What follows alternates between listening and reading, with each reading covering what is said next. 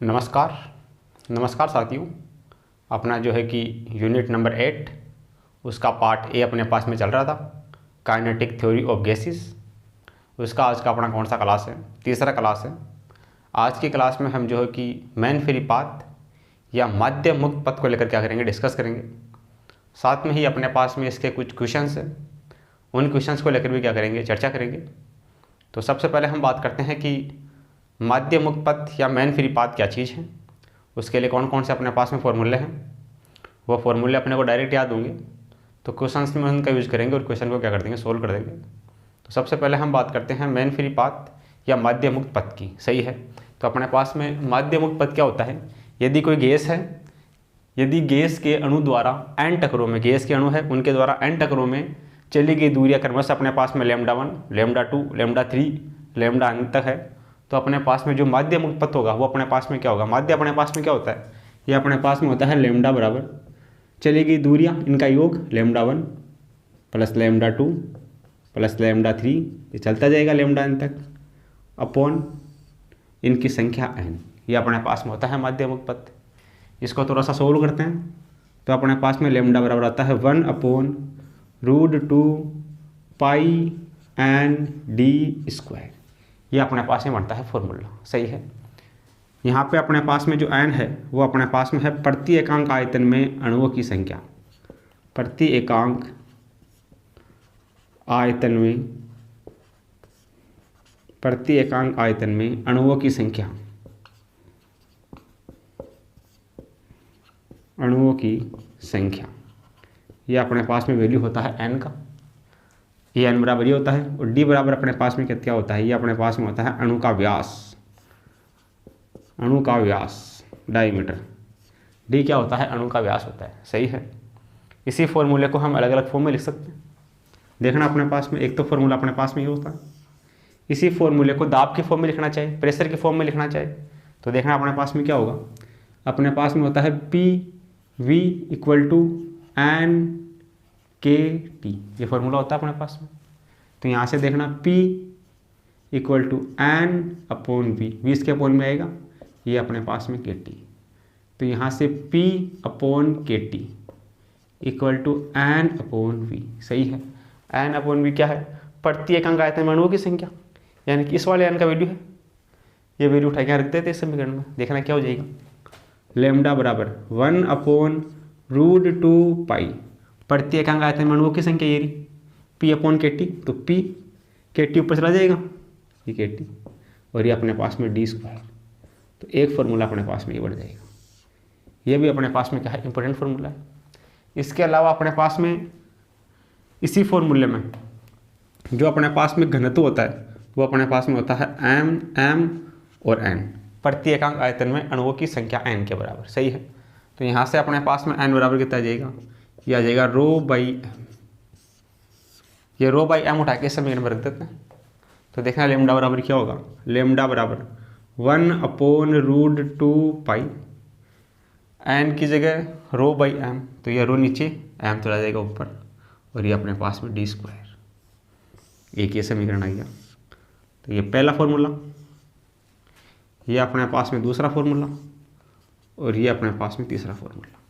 ये अपने लिए क्या है? तीनों फॉर्मूले इंपॉर्टेंट है। आप इनको कॉपी में नोट करो। फिर हम जो है कि इन पे बेस्ड कुछ न्यूमेरिकल्स हैं, उनको लेकर क्या करते हैं, डिस्कस करते हैं।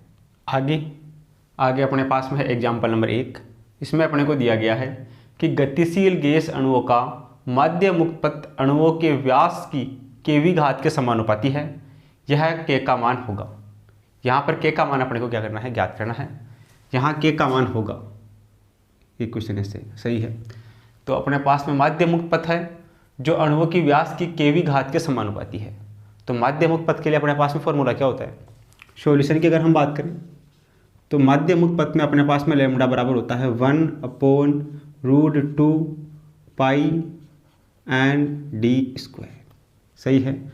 जो माध्य मुक्त पथ है वो उसकी व्यास की kV घात के समानुपाती है। इसको ऐसे लिख सकते हैं, लैम्डा समानुपाती होगा 1/d², और लैम्डा समानुपाती होगा d⁻² के। इसी को ऐसे लिख सकते हैं, लैम्डा समानुपाती होगा d⁻² के। तो ये पूछ रहा है व्यास की केवी घात के समानुपाती है, तो अपने को इस के का मान याद करना है। तो यहाँ के का मान अपने पास में क्या हो जाएगा, के का मान अपने पास में इसका स्क्वायर, ये अपने पास में के बराबर हो जाएगा -2, डी की घात -2। सही है, समानुपाती की बात कर रहा है, ये ऊपर चला जाएगा। यहाँ से अपने पास में ये हो जाएगा के का मान -2, के बराबर कितना हो जाएगा -2। कौन से ऑप्शन में है -2, यह है ऑप्शन नंबर 1 में। सही है। आगे अपने पास में है, यदि किसी गैस के अणुओं की माध्य मुक्त पथ को दोगुना कर दिया जाए तो दाब हो जाएगा। सही है, माध्य मुक्त पथ को दोगुना करने पर दाब पर क्या प्रभाव पड़ेगा। देखना सॉल्यूशन क्या होगा। माध्य मुक्त पथ लैम्डा बराबर अपने पास में दाब की फॉर्म में क्या फॉर्मूला होता है, यह भी आपने देखा है, यह अपने पास में होता है KT अपॉन √2πpd², यह फॉर्मूला होता है। यानी कि माध्य मुक्त पथ लैम्डा व्युत्क्रमानुपाती होता है 1 प्रेशर दाब की, ये होता है अपने पास में फॉर्मूला। सही है। तो ये क्या कर रहा है, माध्य मुक्त पथ को दोगुना कर रहा है। इसी फॉर्मूले को कैसे लिख सकते हैं, इसको लिख सकते हैं λ1 अपॉन λ2 बराबर P उल्टा हो जाएगा P2 अपॉन P1। सही है, माध्य मुक्त पथ को दोगुना कर रहे हैं। पहले मान लेते हैं माध्य मुक्त पथ, उसका मान अपने पास में v है, वेग। दूसरा अपने पास में है 2v। माध्य मुक्त पथ का अगर दोगुना हो गया, पहले v था, अब कितना हो गया 2v हो गया, बराबर प्रेशर, पहले प्रेशर P था, अब P2 प्रेशर, P2 का मान अपने को याद करना है। सही है। तो दाब कितना हो जाएगा, P2 प्रेशर अपने को याद करना है। तो यहाँ से देखना v से v कटेगा, इधर बचेगा 1/2, 1/2 बराबर P2 अपॉन P। इसको इधर गुणा करवाएंगे, इसको इधर गुणा करवाएंगे, तो ये अपने पास में हो जाएगा 2P2 बराबर हो जाएगा P। तो यहाँ से अपने पास में P2 बराबर हो जाएगा P अपॉन में 2, यानी दाब का मान कितना हो जाएगा, आधा हो जाएगा। सही है, माध्य मुक्त पथ को दोगुना करने पर दाब कितना हो जाएगा, आधा हो जाएगा। आधा कौन से ऑप्शन में है, P/2, ये ऑप्शन नंबर 2 में है। सही है। तो दूसरा ऑप्शन अपना क्या हो जाएगा, इसके लिए करेक्ट हो जाएगा। सही है। तो आप इन दोनों क्वेश्चनों को क्या करो, अपने कॉपी में नोट करो। आगे अपने पास में है एग्जाम्पल नंबर 3। इसमें अपने को दिया गया है कि गैस के अणुओं का माध्य मुक्त पथ होता है। गैस के जो अणु है उनके लिए माध्य मुक्त पथ के लिए फॉर्मूला अपने पास में क्या होता है। सॉल्यूशन की हम बात करें तो देखना अपने पास में लैम्डा बराबर अपने पास में होता है 1/√2π/d²। सही है। माध्य मुक्त पथ का मान प्रत्येकांक आयतन में अणुओं की संख्या के व्युत्क्रमानुपाती, उसके व्यास के स्क्वायर के व्युत्क्रमानुपाती होता है। सही है। तो इन चारों में से देखना है कौन सा कथन सही है। इकाई आयतन में अणुओं की संख्या के व्युत्क्रमानुपाती होता है। सही है। लैम्डा का मान व्युत्क्रमानुपाती होता है 1/n के। माध्य मुक्त पथ का मान इकाई आयतन में उपस्थित अणुओं की संख्या के व्युत्क्रमानुपाती होता है। अणुओं के व्यास के व्युत्क्रमानुपाती होता है। अणुओं के व्यास के स्क्वायर के व्युत्क्रमानुपाती होता है। ऑप्शन सेकंड गलत हो जाएगा। ऑप्शन थर्ड है परमताप के समानुपाती होता है। आणविक गैस के समानुपाती। तो अपने पास में जो गैस के अणु का माध्य मुक्त पथ होता है वो अपने पास में इकाई आयतन में अणुओं की संख्या के क्या होता है, समानुपाती होता है। सही है। तो इसमें कौन सा ऑप्शन सही हो जाएगा, इसमें अपने पास में जो ऑप्शन नंबर 1 है वो करेक्ट हो जाएगा। सही है। गैस के अणु का माध्य मुक्त पथ इकाई आयतन में अणुओं की संख्या के क्या होता है, व्युत्क्रमानुपाती होता है। सही है। यहाँ से इसके क्या हो जाएगा, व्युत्क्रमानुपाती हो जाएगा। आगे अपने पास में है यदि किसी गैस के अणुओं की त्रिज्या r हो तो उनका माध्य मुक्त पथ व्युत्क्रमानुपाती होगा। माध्य मुक्त पथ व्युत्क्रमानुपाती किसके होगा, ये लैम्डा, ये व्युत्क्रमानुपाती होगा इसके व्यास के स्क्वायर की। व्यास की जगह त्रिज्या भी हो सकती है, तो त्रिज्या के स्क्वायर की किसके व्युत्क्रमानुपाती होगा, त्रिज्या के स्क्वायर के व्युत्क्रमानुपाती होगा। यानी कि लैम्डा व्युत्क्रमानुपाती होगा r स्क्वायर के। r स्क्वायर कौन से में है, r स्क्वायर है चौथे ऑप्शन में। तो चौथा ऑप्शन अपना क्या हो जाएगा, इसके लिए करेक्ट हो जाएगा। सही है। इस प्रकार जो दोनों क्वेश्चन है इनको हम क्या कर सकते हैं, सोल्व कर सकते हैं। आगे अपने पास में है एग्जाम्पल नंबर 5। इसमें अपने को दिया गया है कि एक अणु की दो उत्तरोत्तर संगठनों या टकरों के बीच तय माध्य मुक्त पथ इस प्रकार दिया जाता है। माध्य मुक्त पथ का मान अपने को ज्ञात करना है। n यहाँ पर है संख्या घनत्व और d अपने पास में है अणु का व्यास। तो माध्य मुक्त पथ के लिए अपने पास में फॉर्मूला क्या होता है, वह भी अपन ने देखा है।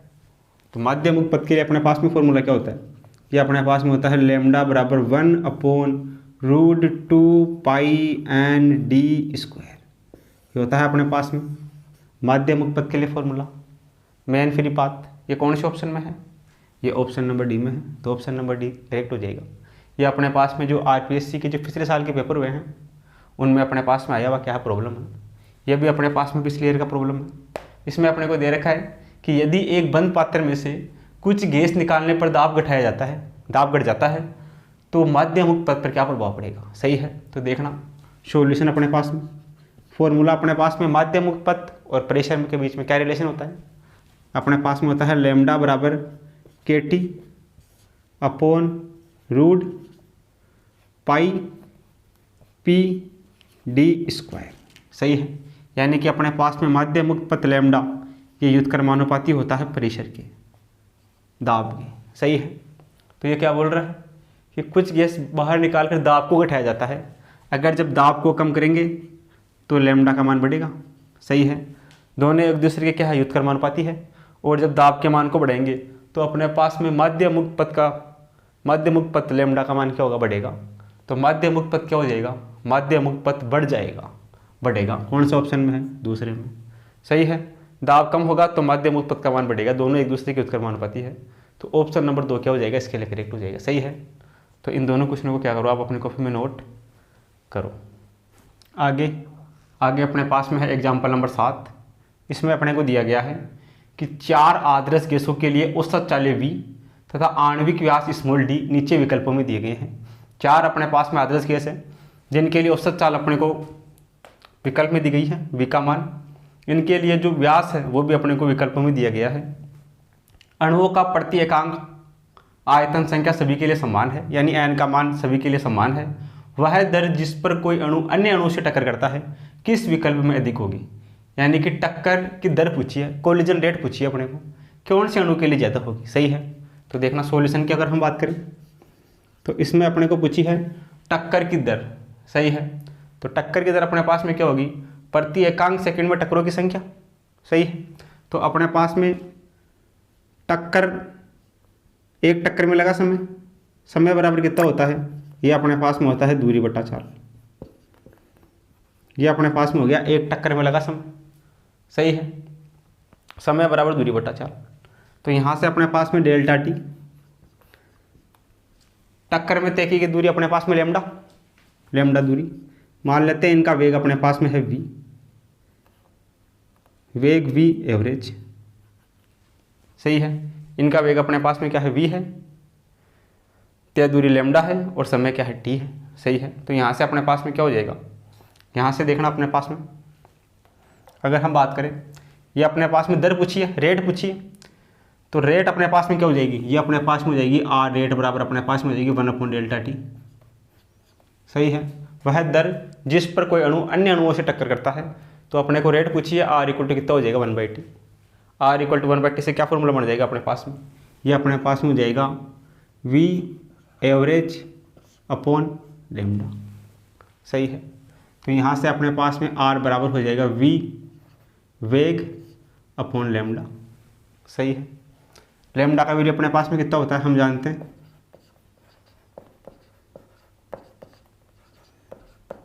कि लैम्डा बराबर अपने पास में होता है 1/√2 पाई n d²। ये होता है अपने पास में, लैम्डा का वैल्यू उठा के रख देते हैं, तो R बराबर अपने पास में कितना आ जाएगा, ये आ जाएगा V एवरेज इंटू लैम्डा 1/λ इसका उल्टा हो जाएगा, ये अपने पास में हो जाएगा √2 पाई n d²। सही है, सभी के लिए n का मान सेम है, प्रति एकांक आयतन में अणुओं की संख्या सेम है, तो यहाँ से अपने पास में R बराबर हो जाएगा √2 पाई v d²। सही है, तो अपने पास में यह फॉर्मूला बनेगा।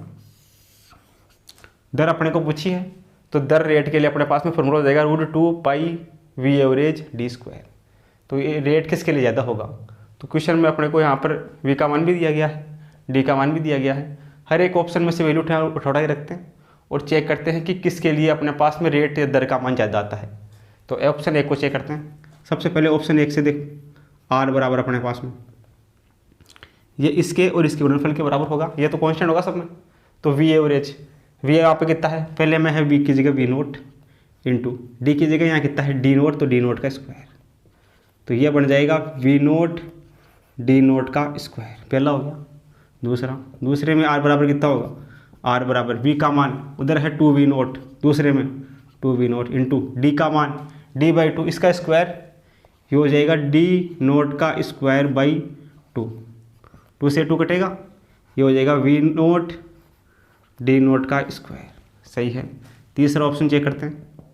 तीसरे ऑप्शन में आर बराबर, तीसरे ऑप्शन में वी नोट रखते हैं उठा के, वी का वैल्यू है V naught into D square, D का मान कितना है 2d नोट, 2d नोट इसका स्क्वायर कितना हो जाएगा ये वी नोट इंटू 2 का स्क्वायर 4, 4d नोट स्क्वायर, तो हो जाएगा 4v नोट डी नोट का स्क्वायर। सही है। चौथे विकल्प को चेक करते हैं। चौथा अपने पास में है आर बराबर वी का मान है 4v नोट इंटू डी का मान है डी नोट बाई 2, यह है डी नोट बाई 2, इसका होगा स्क्वायर। तो यहाँ से देखना 4v note into D naught का स्क्वायर, 2 का स्क्वायर 4, 4 से 4 कटेगा, ये भी कितना बचेगा वी नोट डी नोट का स्क्वायर। सबसे ज़्यादा वैल्यू किसका है, यह है D naught, V naught D naught का square, V naught D naught का square, V naught D naught का स्क्वायर, यह है 4v नोट डी नोट का स्क्वायर। ज़्यादा कौन सा है सबसे, तीसरा ज़्यादा है। सही है। तो किस विकल्प के लिए अधिकतम है, आर का मान कौन से के लिए ज़्यादा है, तीसरे विकल्प के लिए, तीसरे विकल्प के लिए आर का मान क्या है, ज़्यादा है। सही है। इसमें अपने को दर पूछी है, तो समय बराबर होता है दूरी बटा चाल। समय अपने पास में डेल्टा टी मान लेते हैं, इन अणुओं को तुरंत तय की गई दूरी अपने पास में लैम्डा है, चाल अपने पास में मान लेते हैं इसका वेग v है। तो यहाँ से अपने पास में दर पूछी है, दर समय की उल्टी हो जाएगी, ये हो जाएगी 1/Δt, 1/Δt, तो ये भी उल्टा हो जाएगा v average upon lambda. Lambda का वैल्यू अपने पास में फिक्स होता है, यहाँ से लैम्डा का वैल्यू उठा के यहाँ रख दिया, अपने पास में ये समीकरण बन गया। इससे प्रत्येक ऑप्शन को वैल्यू रख के क्या कर सकते हैं, चेक कर सकते हैं। तो जो ऑप्शन नंबर 3 है वो पढ़ के हो जाएगा, इसके लिए करेक्ट हो जाएगा। ये अपने पास में जो हाल ही में जो एग्ज़ाम हुआ था 2022 का आरपीएससी फर्स्ट ग्रेड का, उसमें पूछा गया क्या है, एक प्रॉब्लम है। तो आप इसको क्या करो, अपनी कॉपी में नोट करो।